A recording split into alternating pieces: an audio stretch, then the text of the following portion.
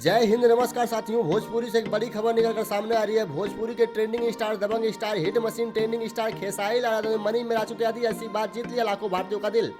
भोजपुरी के दबंग star, trending star, hit machine Khesari Lal Yadav ने मनी मिराज को क्या कहा है आगे चल के दिखाएंगे इस वीडियो में। लेकिन उससे पहले आप लोगों से एक छोटी सी प्रार्थना है, अगर आप इस चैनल पहली बार आए तो इस वीडियो को दिल से लाइक करके चैनल को सब्सक्राइब कर दें ताकि हमारे वीडियो का नोटिफिकेशन आप तक सबसे पहले पहुंचता रहे।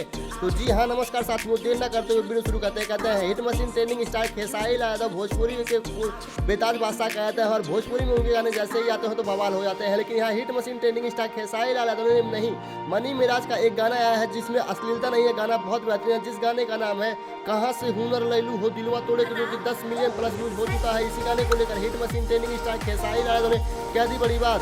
तो जी हाँ, नमस्कार साथियों, hit machine trending star Khesari Lal Yadav Mani Meraj कह रहे हैं कि इसी तरह के गाने गाते रहिए, आप भोजपुरी में बहुत आगे जाएंगे और आप बहुत आगे हैं। आपका गाना हमें अश्लीलता नहीं लगता, हम भी आपके गाने को सुनते हैं।